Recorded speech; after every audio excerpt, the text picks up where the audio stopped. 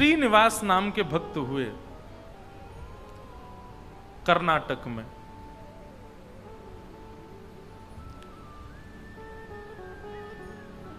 उनकी पत्नी का नाम लक्ष्मी था, लक्ष्मीबाई, और मूल रूप से भी वो लक्ष्मीपति ही थे। इतना धन था उनके पास में, इतने धनवान अरब खरबपति थे। लेकिन एक बात आपको कहें, बुरा नहीं मानिएगा अगर कोई यहां बहुत बड़ा लक्ष्मीपति बैठा हो,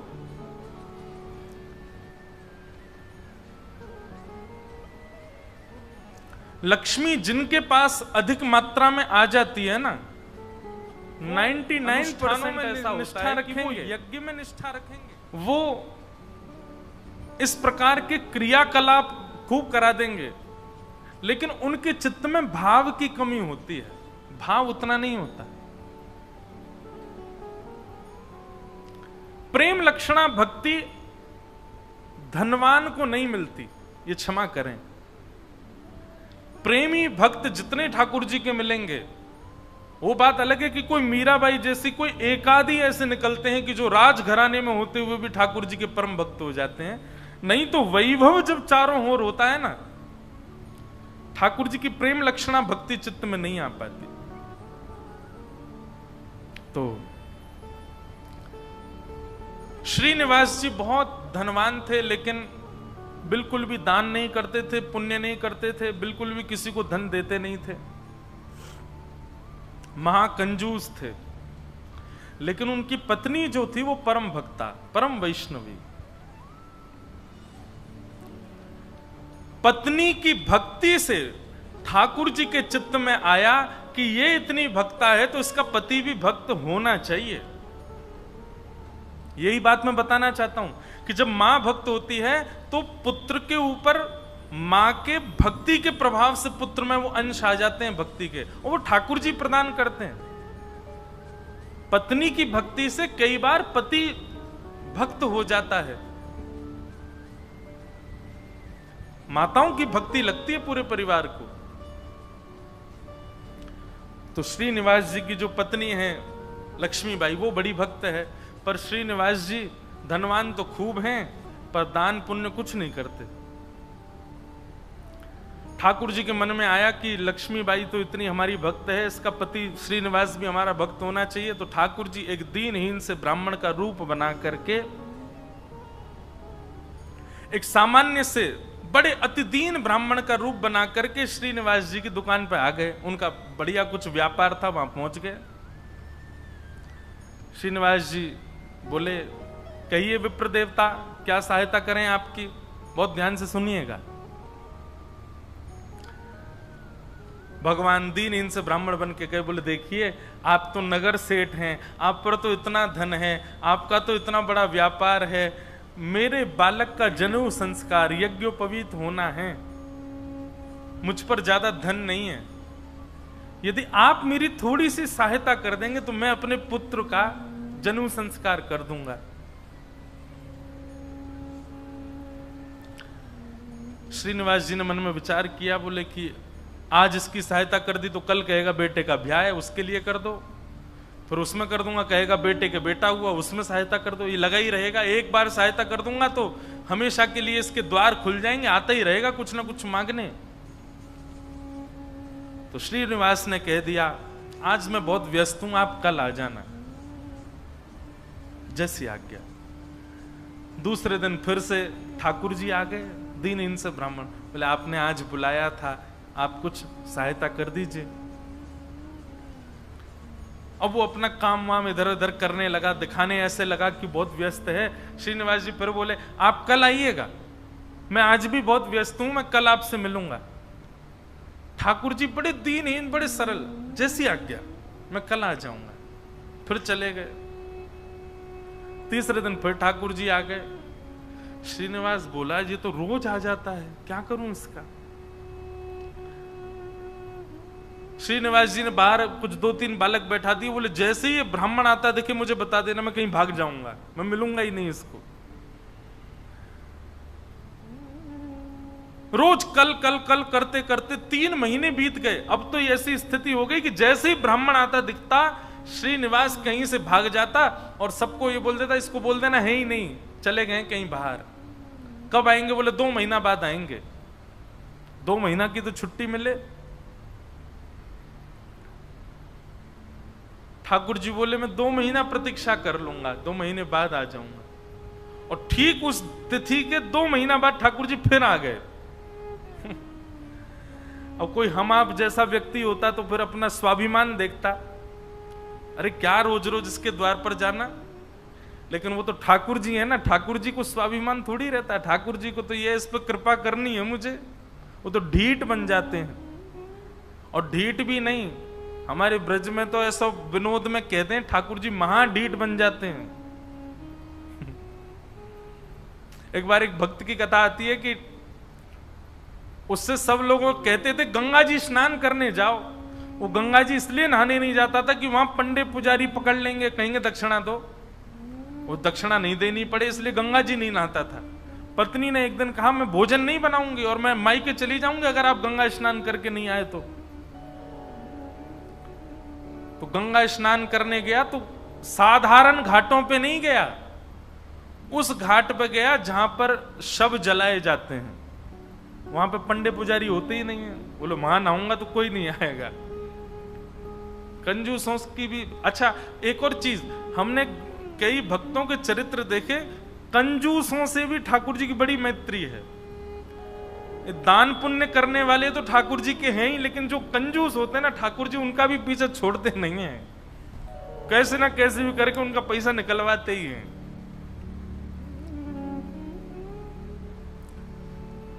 ये किसी अन्य भक्त की कथा है कि वो फिर मरघटा में गया, शमशान के घाट पर जाकर के जैसे ही डुबकी लगाई और डुबकी लगा के बाहर आया तो ब्राह्मण का वेश धारण करके ठाकुर जी आ गए।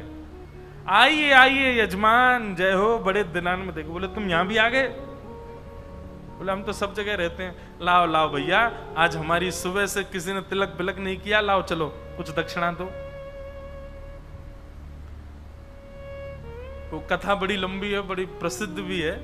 उसने कहा घर आ जाना, तो ठाकुर जी घर पहुंच गए।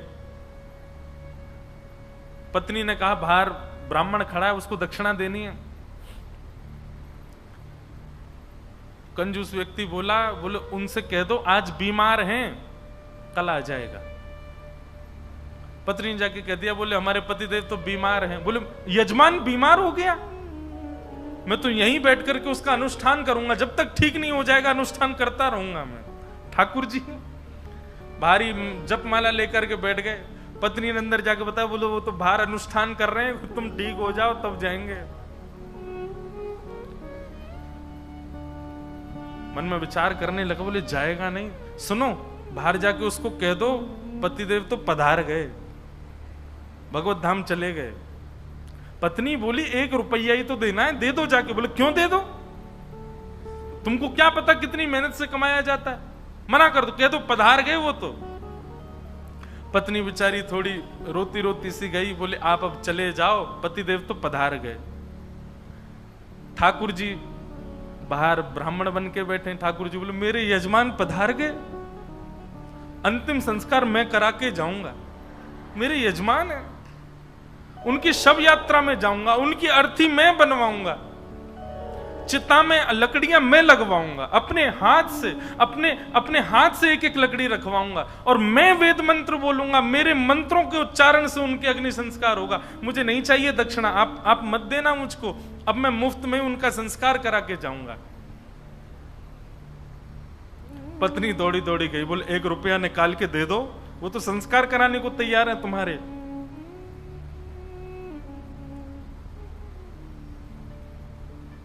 कंजूस बोला सुनो एक काम करो, अर्थी लगाओ तुम, और अर्थी बंधवा करके लेट गया। बोले चुपचाप बस ले चलो, थोड़ी दूर तक चलेगा फिर वो चला ही जाएगा, जब दिख जाएगा ना कि हाँ ये वास्तव में मर गया है तो कुछ नहीं मांगेगा। महाराज अर्थी पर चढ़ गया, राम नाम सत्य बुलवाता हुआ जा रहा है शमशान, लेकिन 1 रुपया नहीं दे रहा है। ठाकुर जी भी चल रहे, बोले तू ढीठ है मैं महाढीठ हूं, मैं भी लेके ही जाऊंगा। शमशान पहुंच गए, वहां पर चिता बन गई, चिता में शव को रख दिया। उसका छोटा बच्चा वो पिता अपने पिता के पास जाके, पिताजी दे दीजिए ना, वो यहीं खड़ा है, वेद मंत्र बोल रहा है, आपके सारे तो पिंडदान करवा दिए उसने, अब दे दीजिए उसको। बोले तू कुछ मत कर, तू परिक्रमा लगा के चिता में अग्नि लगा, जैसे ही थोड़ी अग्नि प्रज्वलित होगी चला जाएगा, मैं उठ के बाहर आ जाऊंगा। बालक ने जैसे ही चिता में अग्नि लगाई, चिता जलने लगी। ठाकुर जी के मन में विचार आया, बोले भैया भगत, मैं हारा तू जीता, तू निकल के बाहर आ। तुरंत उसका हाथ पकड़ करके खींचा और ठाकुर जी अपने रूप में प्रकट हो गए। वाह भाई, तेरी कंजूसाई पर हम तेरे पर न्यौछावर हो गए, वाह ऐसी कंजूसाई। ऐसे अद्भुत अद्भुत भक्त हुए ठाकुर जी के। तो ऐसे ही थे ये श्रीनिवास। 6 महीना तक ब्राह्मण को लटकाए रखा, लेकिन उसको पैसा नहीं दिया। लेकिन रोज आकर के बैठ जाएं ठाकुर जी, तो बोले मेरे बेटे का यज्ञोपवीत होना है, कुछ दे दीजिए। श्रीनिवास ने कहा इससे बचने का कोई और उपाय ढूंढना पड़ेगा। और उसने क्या किया, खोटे सिक्के जो कहीं नहीं चलते, खोटे सिक्के, पुराने सिक्के जो जिनका कहीं अस्तित्व नहीं है, जिनको कोई लेता तक नहीं है, उनकी 2 थैलियां बना करके, 2 पोटलियां बना करके रखी। और आज जैसे ही भगवान आए तो दोनों पोटलियां उनके हाथ में थमा दी। बोले ये लो पैसा, तुमने मांगा मैंने दिया, अब कल से मत आना यहां पर। ठाकुर जी तो सब जानते हैं, अंतर्यामी। भगवान ने जैसे ही देखा, कहा बोले ये तो खोटे सिक्के हैं, ये तो कहीं चलेंगे ही नहीं, इनका तो कोई प्रयोग ही नहीं होगा। बोले देखो बात हुई थी धन देने की, धन मैंने दे दिया, अब खोटा दूं अच्छा दूं ये मेरे ऊपर है। तुम मंगता हो, मैं दानी हूं, मैं चाहे जो दूं, तुम मना नहीं कर सकते, लेके जाओ इनको। ठाकुर जी बोले कृपा तो इस पर मुझे करनी है, चाहे जो हो जाए। ठाकुर जी चुपचाप श्रीनिवास के घर पहुंच गए। और घर जाकर के उनको पता था कि पत्नी परम भक्ता है। उसके आगे जाकर के ठाकुर जी तो रोने लगे और रोते रोते बोले 6 महीना से श्रीनिवास जी मुझको रोज बोल देते हैं कल आओ कल आओ कल आओ, और 6 महीना बाद आज मुझको ये फूटी हुई कौड़ियां दे दी हैं, खोटे सिक्के दे दिए, कहीं नहीं चलेंगे। मैं अपने पुत्र का कैसे करूं यज्ञोपवीत संस्कार। वो तो परम भक्ता थी, उसका हृदय तो इतना द्रवित हो गया, इतनी व्याकुल हो गई, क्या करूं, मेरे द्वार पर ब्राह्मण देवता मांगने के लिए आए हैं और 6 महीना से परेशान ब्राह्मण देवता हैं।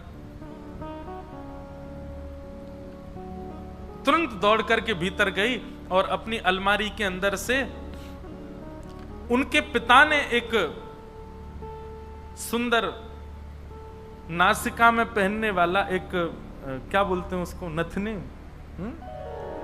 वो नथनी उनको दी थी, जिसकी कीमत हजारों लाखों में थी उस समय पर। मतलब कि अगर उसको बेच दिया जाए तो खूब सारा धन लिया जा सकता था, इतनी महंगी। अंदर तिजोरी के अंदर वो छुपा करके रखी थी श्रीनिवास ने ही। तुरंत वो तिजोरी से निकाल करके और अपनी जो नथनी थी ब्राह्मण देवता को प्रदान कर दी। बोले आप इसको ले जाइए और आप अपने पुत्र का बड़े प्रेम से आनंद से यज्ञोपवीत संस्कार करो।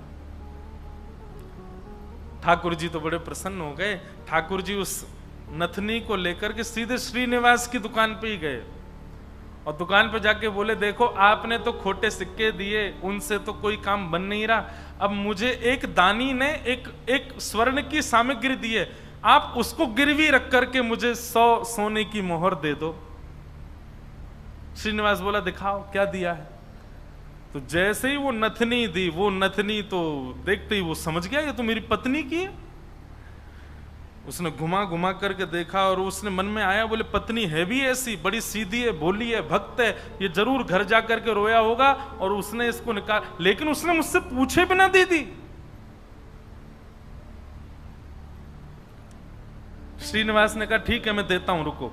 भीतर गए और अपनी दुकान की तिजोरी में ले जा करके वो नथनी श्रीनिवास ने रख दी और बाहर आकर के कहा अभी मुझ पर मोहर नहीं है, आप कल आइए, कल 100 सोने की मोहर लेकर के जाइएगा मुझसे। भगवान बोले कल दे देंगे ना आप? बोले पक्का दूंगा, मैंने आपकी रख ली ना, नथनी अपने पास रख ली, सोने की मोहर कल दूंगा, अभी जाओ। ठाकुर जी तो वहां से चले गए। श्रीनिवास क्रोध में तिलमिलाता हुआ, आंखें लाल पड़ी, चेहरे का ताम्रवर्ण हो गया, घर पहुंचा अपने। घर में जाते ही चिल्लाने लगा, कहां हो, बाहर आओ निकल करके। पत्नी दौड़ी दौड़ी आई, क्या हुआ क्या हुआ? बोले सुनो, तुम्हारे पिता ने जो तुमको नथनी प्रदान की थी बड़ी बहुमूल्य, उसमें बहुत सारे रत्न लगे हैं, बहुत सुंदर एक हीरा लगा, जरा लेके तो आना, मुझे देखनी है वो। अब पत्नी घबराने लगी, बोली वो तो मैंने ब्राह्मण को दे दी, और श्रीनिवास अपनी तिजोरी में रख करके आए थे। इधर उधर घूमने लगा और बार बार पूछे कहां है नथनी, जल्दी लेकर के आओ। पत्नी घबरावे, थोड़ी देर में बोला यदि तुम लेकर के नहीं आई तो तुमको जीवित गाड़ दूंगा मैं, तुम्हारी मृत्यु कर दूंगा मैं, जल्दी लेकर के आओ, भीतर जाओ। श्रीनिवास का क्रोध देख करके जो लक्ष्मीबाई उनकी पत्नी थी वो कक्ष के भीतर गई, अंदर से किवाड़ लगा करके खूब रुदन करने लगी, स्मरण करने लगी, हे जगतनाथ, हे प्राणनाथ, मैंने अपराध किया है कि मैंने अपने पति से बिना पूछे घर की सामग्री किसी को दे दी, पर वो किसी दरिद्र व्यक्ति को तो नहीं दी, किसी गलत स्थान पर तो नहीं दी। एक ब्राह्मण बेचारा केवल अपने परिवार का पालन करने के लिए कुछ मांग रहा है, 6 महीने से परेशान था, उसको यदि मैंने दी, इसमें भी आपकी सेवा का भाव रखा मैंने, क्योंकि मैंने सुना है कि ब्राह्मण आपके मुख हैं, कोई ब्राह्मणों की सेवा करता है तो वो आपके मुख की सेवा के समान होता है। मुझसे अपराध तो हो गया है नाथ, लेकिन मैंने तो आपकी सेवा के लिए किया है। मेरे प्राण तो आज निकल जाएंगे, पति मुझे मेरे जीवित छोड़ेंगे नहीं, लेकिन मैं उनके हाथों मर करके उन पर दोष लगे ऐसा नहीं करूंगी, मैं स्वयं अपने प्राण त्याग दूंगी। और उन्होंने तभी वहां कक्ष में कुछ ऐसी सामग्री थी, उससे विष लेकर के एक कटोरी में और पीना चाहा, और अंत समय में बस एक भावना रखी, हे मेरे ठाकुर जी, केवल आप उस ब्राह्मण को सुरक्षित रखिएगा, उसके परिवार को सुरक्षित रखिएगा, कहीं ये लड़ते झगड़ते उसके ऊपर आक्षेप ना डाल दें, उसके ऊपर कोई कष्ट ना दे दें, उसके बालक का अच्छे से यज्ञोपवीत संस्कार हो जाए, मेरी बस यही प्रार्थना है। मैं प्राण इसलिए नहीं त्याग रही हूं कि मेरे साथ कुछ गलत हुआ, कुछ अन्याय हुआ, मैं प्राण इसलिए त्याग रही हूं नाथ कि कहीं मेरे पति के ऊपर कोई आक्षेप ना लगा दे, और आप नाथ कृपा करना, मेरे तो प्राण निकल जाएंगे पर मेरे जीवन की शेष भक्ति जो है वो मेरे पति के जीवन में आ जाए। ऐसा कहते ही जैसे ही विष मुख के पास लेकर के पान करने लगी लक्ष्मीबाई, तभी एक खनक जैसी हुई, एक आवाज जैसी आई, नेत्र खोल करके देखा तो जो नथनी थी उनकी वही ऊपर से गिरी है उस विष की भरी हुई कटोरी में। नेत्र खोल करके देखा तो ये तो वही नथनी है, ये तो मेरी ही नथनी है, ये यहां कैसे आ गई? ठाकुर जी को बार बार धन्यवाद कहने लगे, निश्चित ही श्री ठाकुर जी ने कृपा करके ये मुझे प्रदान कर दी। तुरंत उस पात्र को दूर रख करके नथनी हाथ में लेकर के, भगवान पर विश्वास तो उनका था ही, प्रसन्न मुद्रा में द्वार खोल करके बाहर आई और बाहर आकर के श्रीनिवास जी को दिखा दी, लीजिए ये लो नथनी। अब यहां श्रीनिवास का दिमाग घूम गया, बोले नथनी तो मैं अपनी तिजोरी में रख करके आया हूं, ये अंदर से कैसे निकाल के लिए आई? उसने नथनी पकड़ी, बोले ये तुम्हारी है ना? बोले हाँ मेरी है, देखिए ना वही हीरा है, वही रत्न है, वही स्वर्ण है। श्रीनिवास बोला हाँ है तो वही।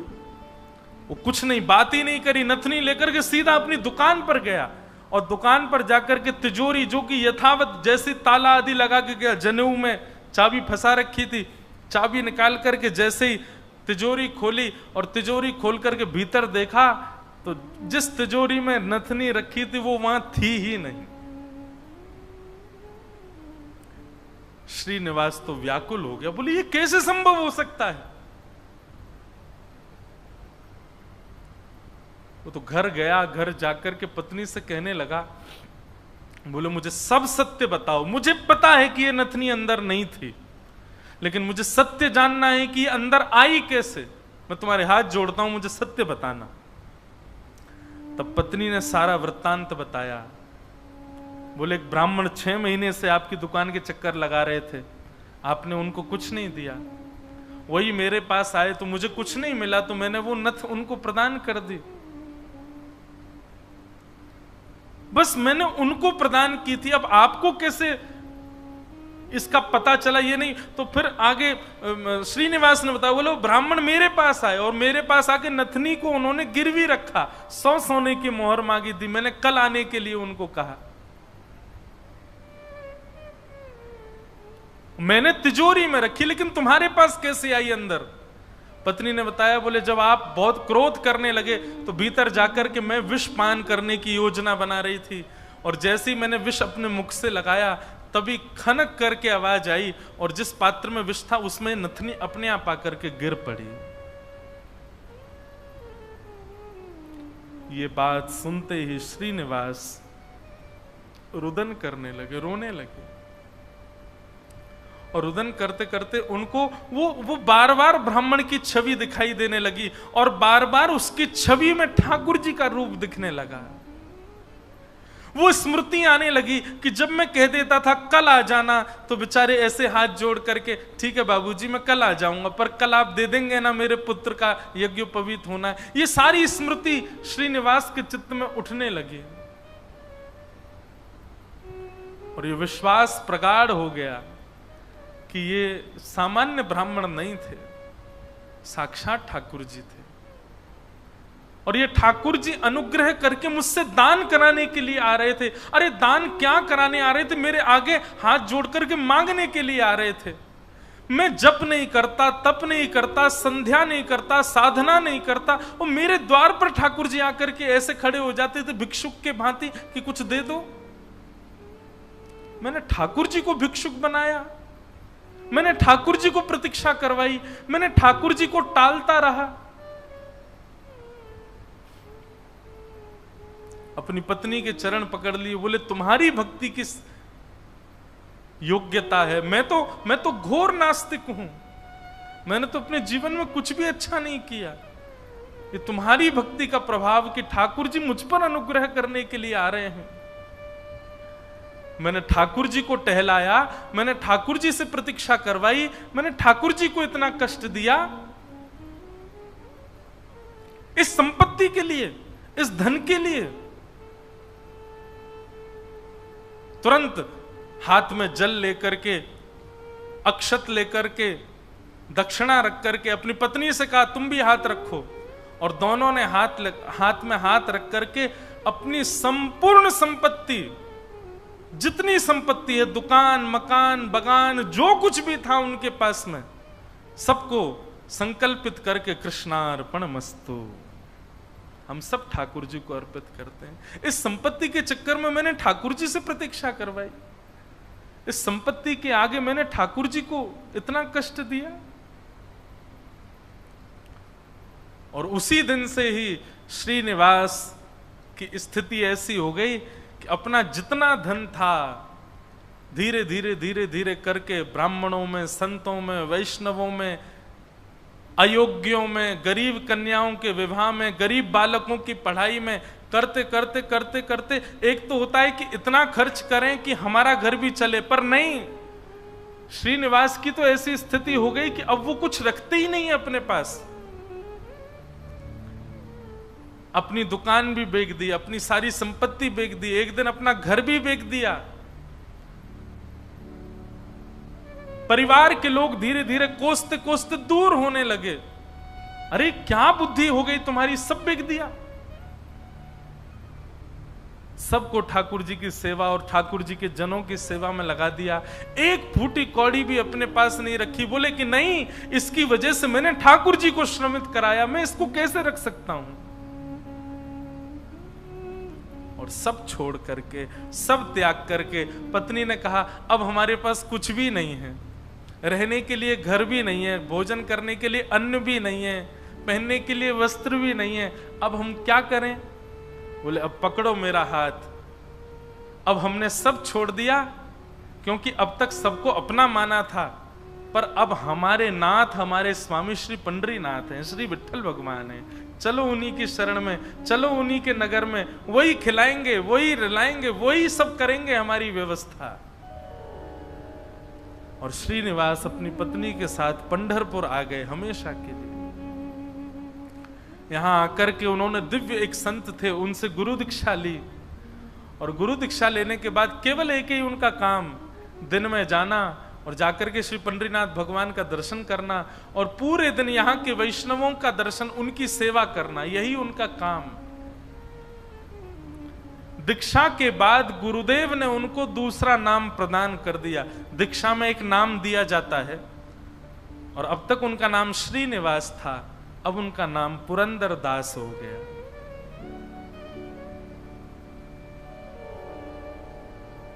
श्री पुरंदर दास चंद्रभागा नदी के तट पर बैठे रहते, दिन भर विठ्ठल विठ्ठल विठ्ठल विठ्ठल विठ्ठल बस चिंतन करते, और उस स्वरूप का ध्यान करते जो ब्राह्मण रोज अपने हाथ फैला करके दुकान पर आता था।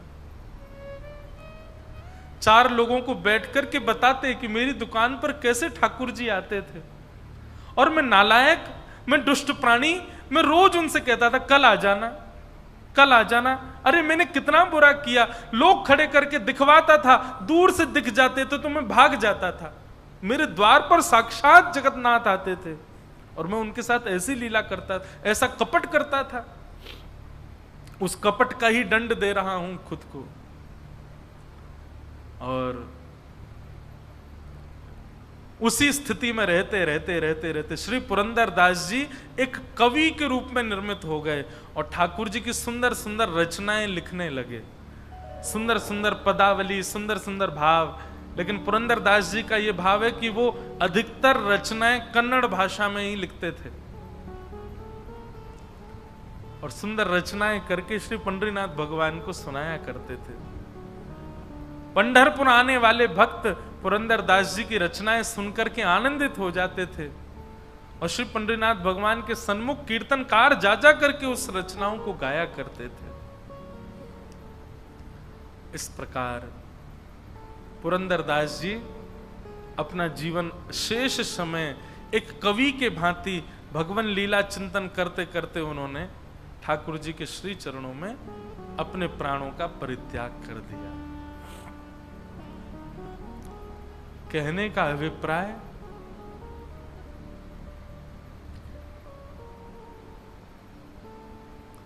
ये देखा जाता है अधिकतर कि घर में यदि माताएं बहनें भक्त स्वरूपा हैं, उनके चित्त में यदि भक्ति है, तो उनकी भक्ति का प्रभाव पति पर, पुत्र पर, पिता पर और घर के जो सदस्य हैं उन पर पड़ता है, और उन्हीं के भक्ति के प्रभाव से सब सुखी होते हैं। जिस प्रकार लक्ष्मीबाई की भक्ति के प्रभाव से श्रीनिवास परम भक्त हुए, और परम भक्त होकर के श्री ठाकुर जी के चरणों को प्राप्त हो गए। ऐसे श्री पुरंदर दास जी को हम बारंबार प्रणाम करते हैं।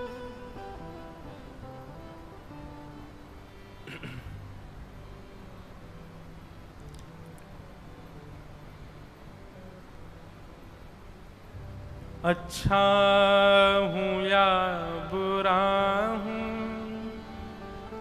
जैसा भी हूं तुम्हारा, अच्छा हूं या बुरा हूं, जैसा भी हूं तुम्हारा। श्री ठाकुर जी से एक प्रार्थना, अवगुण हम सबके अंदर हैं, किसी में क्रोध है, किसी में काम है, किसी में लोभ है, किसी में ईर्ष्या है, पर नाथ आप कृपा करो न, जैसे पुरंदर दास के एक लोभ के गुण को आपने भक्ति में परिवर्तित कर दिया, ऐसी हमारे भी अवगुणों को ठाकुर जी आप परिवर्तित कर दीजिए ना। हम ये बात तो समझ चुके हैं कि हम जैसे भी हैं ठाकुर जी आप हमको स्वीकार करते हो। श्रीनिवास महाकंजूस थे लेकिन आपने फिर भी उनको स्वीकार किया ना। ऐसे हम में भी बड़े अवगुण हैं नाथ, पर आप स्वीकार कर सकते हो, आप हमें स्वीकार करो ना। अच्छा हूं या बुरा हूं, जैसा भी हूं तुम्हारा। अच्छा हूं या बुरा, जैसा भी हूं तुम्हारा। अच्छा हूं या बुरा हूं, जैसा भी हूं तुम्हारा। अच्छा हूं या बुरा, जैसा भी हूं तुम्हारा। ठुकराओ ना मुझे अब, ठुकराओ ना मुझे, ओ चरणों में सर झुकाऊं। ठुकराओ ना मुझे, चरणों में सर झुकाऊं। हे प्रभु मुझे बता दो, चरणों में कैसे आऊं। हे प्रभु मुझे बता दो, चरणों में कैसे आऊं। माया के बंधनों से छुटकार कैसे पाऊं। माया के बंधनों से छुटकार कैसे पाऊं। हे प्रभु मुझे बता। श्री पंडरीनाथ भगवान की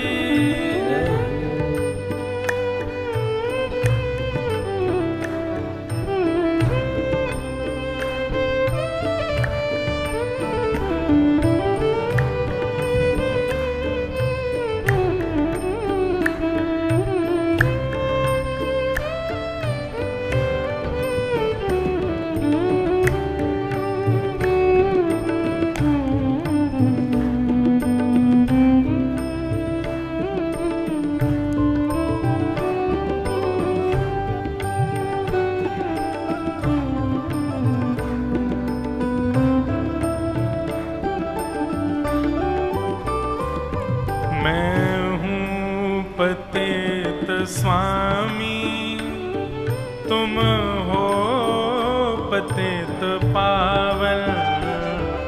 मैं हूँ पतित स्वामी, तुम हो पतित पावन।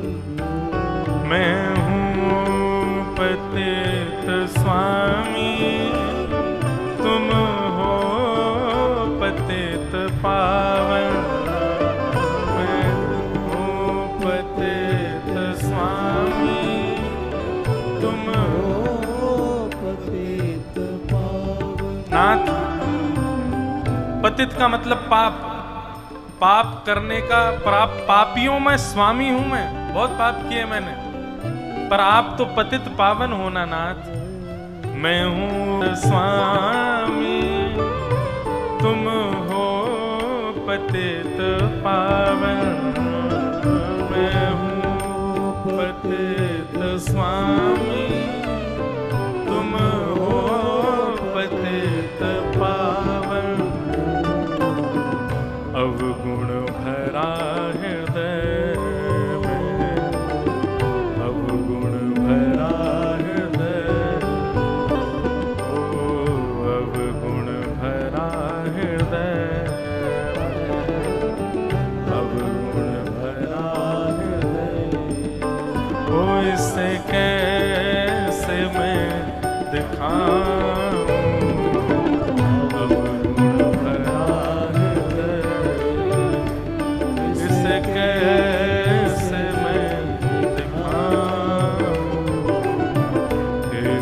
प्रभु मुझे बता दो, चरणों में कैसे आऊं। हे प्रभु मुझे बता दो, चरणों में कैसे आऊं। माया के बंधनों से छुटकार कैसे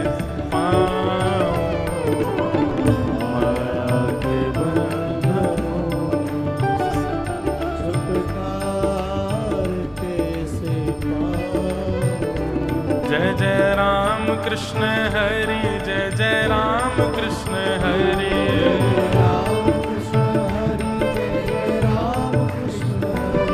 जय जय राम कृष्ण हरि, जय जय राम कृष्ण हरि,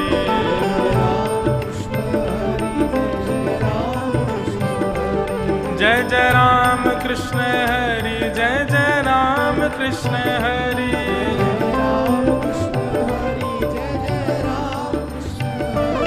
जय जय राम कृष्ण हरि, जय जय राम कृष्ण हरि, जय जय राम कृष्ण हरि,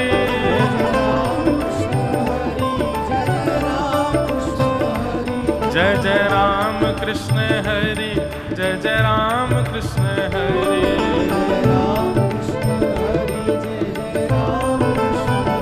जय जय राम कृष्ण हरि, जय जय राम कृष्ण हरि,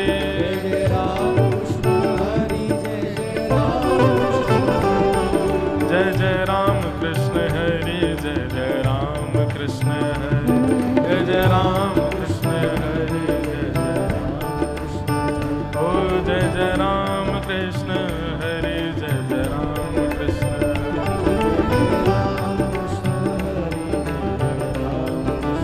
ओ जय जय राम कृष्ण हरि, जय जय राम कृष्ण हरि।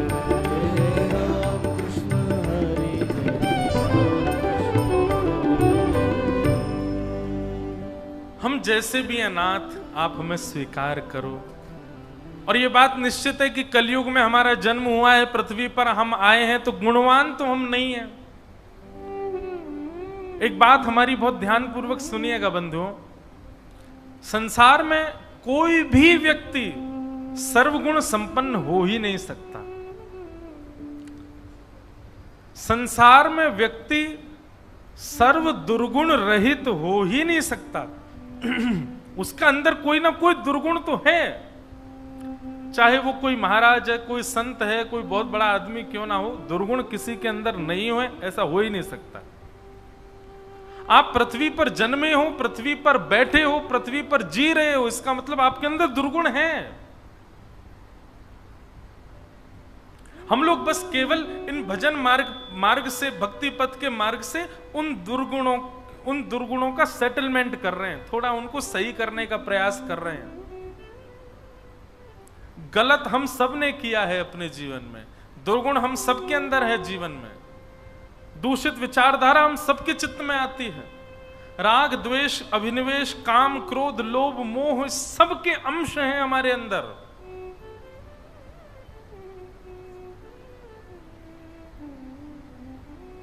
जैसे एक बार एक डॉक्टर बता रहे थे, जितनी भी बीमारियां होती संसार में, सबके सेल्स होते हैं हमारे अंदर, बस दूषित संपर्क में आने से या दूषित खान पान करने से या किसी भी चीज की बढ़ोतरी या कम होने से वो सेल हमारे जो हैं वो डिस्ट्रॉय हो जाते हैं, वही बीमारी हमको हो जाती है।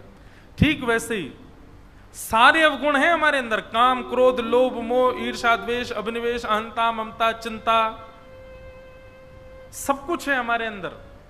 चोरी चकारी हम सब कर सकते हैं, खान पान दूषित खाना दूषित पीना, इन सबकी स्थिति हमारे अंदर है। बस हम बाह्य कुछ सत्संगों के प्रभाव से, गुरुजनों के प्रभाव से, वातावरण के प्रभाव से हम सब चीजों से धीरे धीरे बच के निकल जाते हैं। है सब कुछ हमारे अंदर।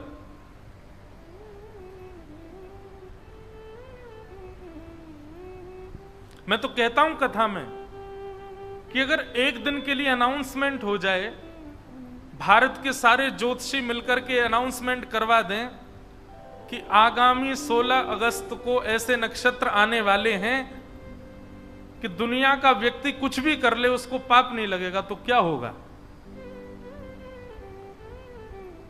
सारे ज्योतिषी मिलकर के कहते हैं 16 अगस्त को, और सुनिए, अगर पूरे दिन की छूट दे दी तो फिर बहुत ही बुरा हो जाएगा। 1 घंटे का समय बता दें, सुबह 11:15 से लेकर के दोपहर 12:15 तक 1 घंटे की घड़ी ऐसी है, अगर इस 1 घंटे में व्यक्ति से कोई पाप हो जाएगा तो उसको पाप नहीं लगेगा। क्या होगा? 11:15 से 12:15 के बीच में महाराज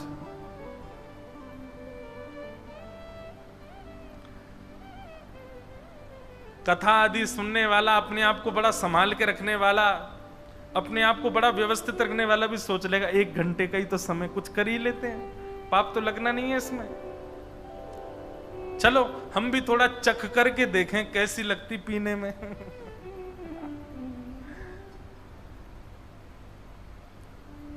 सब कुछ है हमारे अंदर, बस किसी के संपर्क में आने से, कुछ विचारधाराओं से, कुछ स्थिति से, कुछ सिचुएशन से वो सेल जो है हमारे अंदर वो एक्टिवेट हो जाता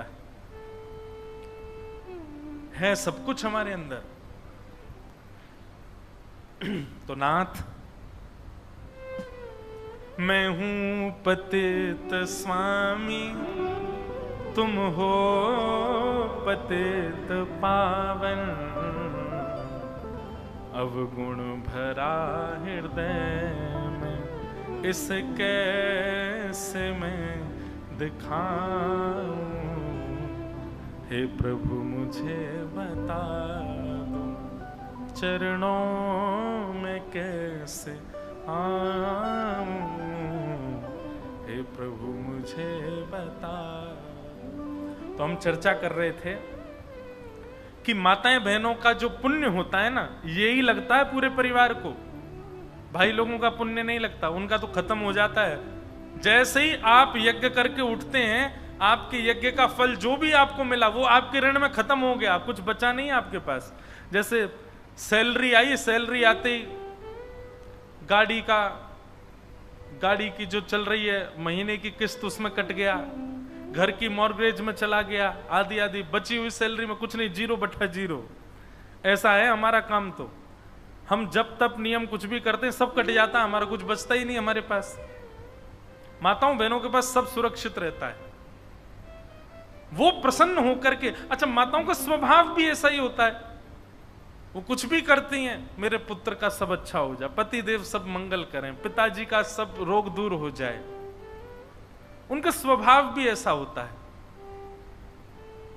उनके पास क्योंकि है बहुत, इसीलिए वैदिक पूजन आदि ये सब भी ज्यादातर माताएं ही करती हैं, और उन्हीं के प्रभाव से ही घर चल रहा है। तो आत्मदेव जी ने जाकर के अपनी पत्नी को फल दे दिया, 1 वर्ष का नियम बताया, लेकिन पत्नी धुंधुली, उसने बात मानी नहीं। फल बांझ गैया को खिला दिया और स्वयं अपने मायके चली गई। अपनी सहेली के पुत्र को पैसा देकर के खरीद लिया, छोटे बालक को, और उसी को ही 1 साल बाद ला करके अपने पति को दिखा दिया, मैंने पुत्र को जन्म दिया है। आत्मदेव बड़े प्रसन्न हो गए। बालक का नामकरण हुआ। धुंधुली ने कहा मेरा नाम धुंधुली, बेटे का नाम धुंधुकारी। पतिदेव बोले जैसी तुम्हारी इच्छा। नामकरण बंधुओं, एक बात, हमारी बात बहुत मानिएगा, नामकरण सदैव ब्राह्मणों से पूछ करके और किसी संत गुरुजन या फिर किसी श्रेष्ठ व्यक्ति के द्वारा ही रखना चाहिए। आजकल नए नए गुरुजी आए हैं संसार में, गूगल गुरुजी, वही नामकरण करते हैं बालकों का। इसीलिए बालक देखिए एडिक्टेड भी उस गूगल के ही हैं। क्यों? नामकरण ही गूगल जी ने किया है उनका। नामकरण देखो, जो लोग गोपाल सहस्त्रनाम का पाठ करते हैं, विष्णु सहस्त्रनाम का पाठ करते हैं, कथाएं सुनते हैं, उनको नामकरण के लिए गूगल के पास जाने, वो इतना सत्संग उन्होंने किया, भगवान के इतने नाम उनको पता होते हैं, वो अपने आप ही नाम रख देते हैं। ऐसा भी हो सकता है आपने किसी की कथा सुनी और उस कथा में आपने कई सारे भगवान के नाम सुने थे, और जब बालक घर में जन्म लिया तो आपने कथा का चिंतन करके कि मैंने कथा में एक नाम सुना था भगवान का और वो नाम रख दिया, तो यह भी उचित है। कथा में भगवान नाम सुना हुआ यदि बालकों का रखें तो उससे भी कल्याण होता है।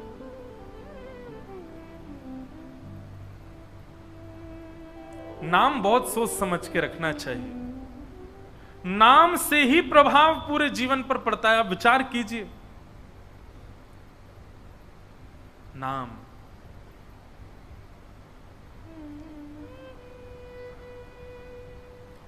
आपकी सब जगह पहचान उसी से है, संसार में ही नहीं, तीनों भुवनों में, तीनों लोकों में आपकी पहचान आपके नाम से है। अरे नाम भी ऐसा हो कि ठाकुर जी भी जब बोले तो ठाकुर जी को भी आनंद आ जाए। आहा, कितना मधुर नाम है। आपको पता है श्री पंडरीनाथ भगवान, एक सुंदर लीला सुनो। पुजारी जी ने रात में पंडरीनाथ भगवान को शयन करा दिया।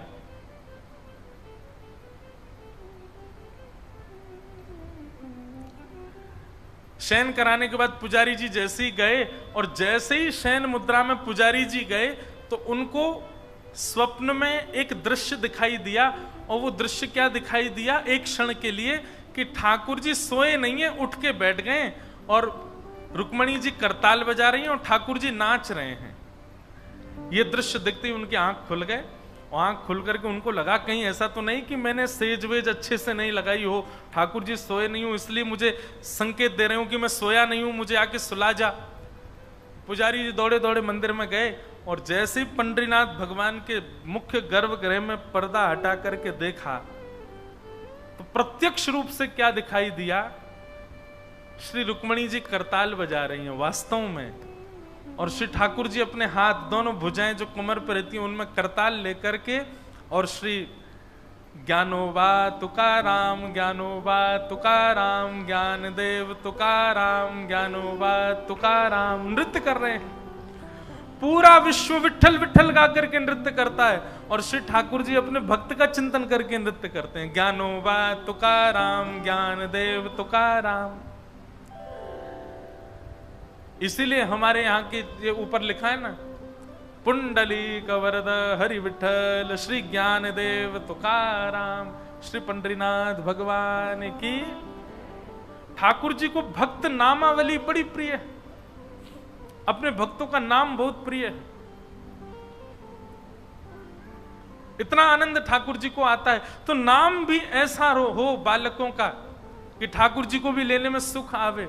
क्योंकि भक्त जब भक्त बन जाता है तो ठाकुर जी उसके नाम के संकीर्तन करते हैं। आहा, यहां मीराबाई गाती है मेरे गोपाल मेरे गोपाल मेरे गोपाल, और जब मीराबाई गाते गाते सो जाती हैं तो उनके गोपाल जी गाते हैं मीरा गोपाल मीरा गोपाल मीरा गोपाल।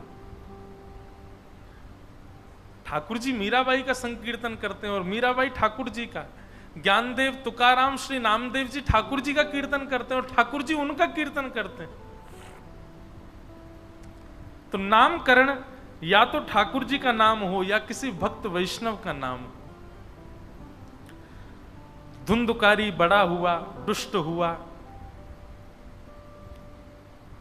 धीरे धीरे माता पिता को प्रताड़ित करने लगा। वहीं एक बाल्यकाल में ही गैया ने भी एक बालक को जन्म दिया था, उसका नाम गोकर्ण रखा गया था। गोकर्ण पंडित ज्ञानी बना। धुंधुकारी की प्रताड़ना से पीड़ित होकर के मां ने तो अपने प्राण त्याग दिए और श्री आत्मदेव जी घर छोड़ करके चले गए। आत्मदेव जी जैसे ही वन में गए, वन में गोकर्ण जी महाराज ने उनको ज्ञान उपदेश किया कि देहे स्थिमां सरुधिरे भीमतिम त्यजत्वम जाया सुतादिषु सदा ममतां विमुञ्च पश्यानिशं जगदिदं क्षणभङ्गुनिष्ठं वैराग्य राग रसिको भव भक्तिनिष्ठ देहे स्थिमां सरुधिरे अभिमतिम त्यजत्वम। पिताजी, मानव को दुख देने वाली दो चीजें होती हैं, अहमता और ममता। दो कारणों से मानव दुखी होता है संसार में, चाहे कोई भी मानव हो। सबसे पहला दुख का कारण होता है अहमत्व, अपने आप को कुछ समझना। जब आपके अंदर अहम की मात्रा होगी तो आपको बात बात पर बुरा लगेगा, बात बात पर गुस्सा आएगा, बात बात पर आपको कष्ट होगा। अहमत्व दुख का पहला कारण। और दुख का दूसरा कारण है ममत्व। मेरा बेटा, मेरी बेटी, मेरा मकान, मेरी दुकान, मेरा भाई, मेरा मित्र, मेरा सखा, मेरा बंधु, मैं और मेरा, ये दो ही दुख के कारण हैं। यदि मैं पना भी चला जाए और मेरा पना भी चला जाए, वो उस व्यक्ति को दुनिया में कोई दुखी नहीं कर सकता। बहुत ध्यान से सुनिएगा, आपके अंदर ये दोनों स्थिति नहीं है, मैं और मेरा। मैं भी कुछ नहीं हूं और मेरा भी कुछ नहीं है। बताओ फिर दुखी कैसे होगे? बताओ। आपको किसी ने कह दिया, अरे भाई तुम तो निशाचर हो, बोलता रहे मैं अपने आप को कुछ मानता ही नहीं, तू निशाचर कह रहा है, मैं तो ये भी नहीं मानता। चलो ये तो रही आपकी बात। आपसे कोई आगे कहे तुम्हारा बेटा इतना गलत काम कर रहा था, कौन किसका भाई? सब अपना भोग भोग रहे हैं, सब अपना प्रारब्ध भोग रहे हैं, मेरा कोई नहीं है। मैं और मेरा, ये दोनों जब आपके अंदर एक्टिवेट होते हैं तभी आप दुखी होगे, नहीं तो इन दोनों के इनएक्टिव होने से आपको संसार की कोई पीड़ा पीड़ित नहीं कर सकती। आप कहोगे महाराज जी ये दोनों इनएक्टिव कैसे होंगे? करने नहीं है, हो भी नहीं सकते, अब तो बिल्कुल नहीं हो सकते। संसार कितना विचित्र है ना। बचपन में जब बालक जन्म लेता है ना, उसके अंदर ये दोनों चीजें इनएक्टिव होती हैं। मैं और मेरा ये दोनों ही नहीं होते उसके अंदर।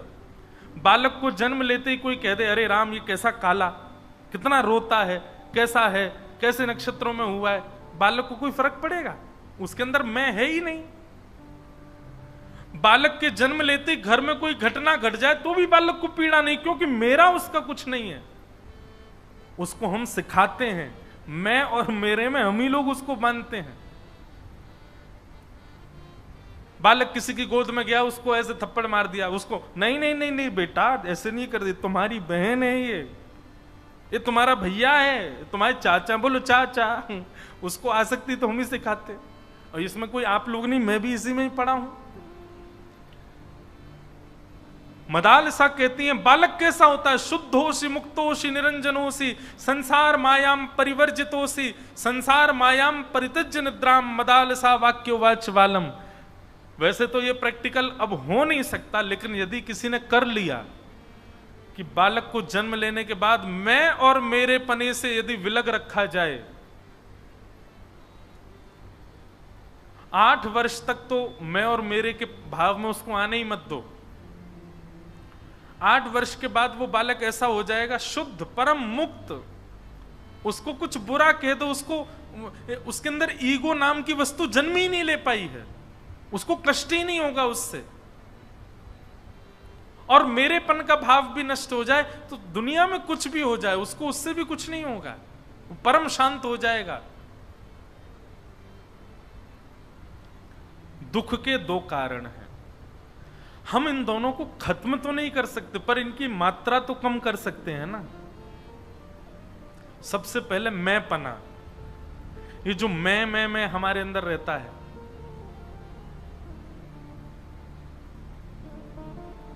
इसको निकालो। आपसे कोई 4 बात बुरी कह दे तो आपको कष्ट नहीं होना चाहिए, और आपको 5 बात कोई अच्छी कह दे तो आपको फूलना भी नहीं चाहिए।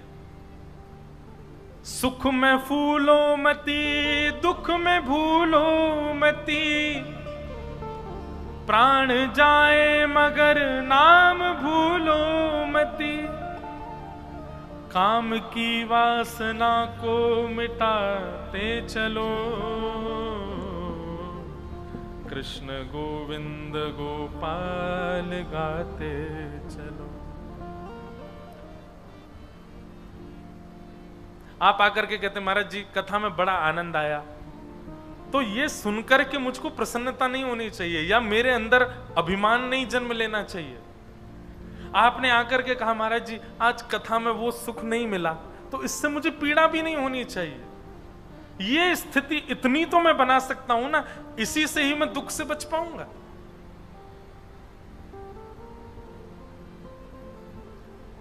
मैं और मेरा, इन दो स्थितियों में आप सम हो जाओ, आपको दुनिया में कोई दुखी नहीं कर सकता। फिर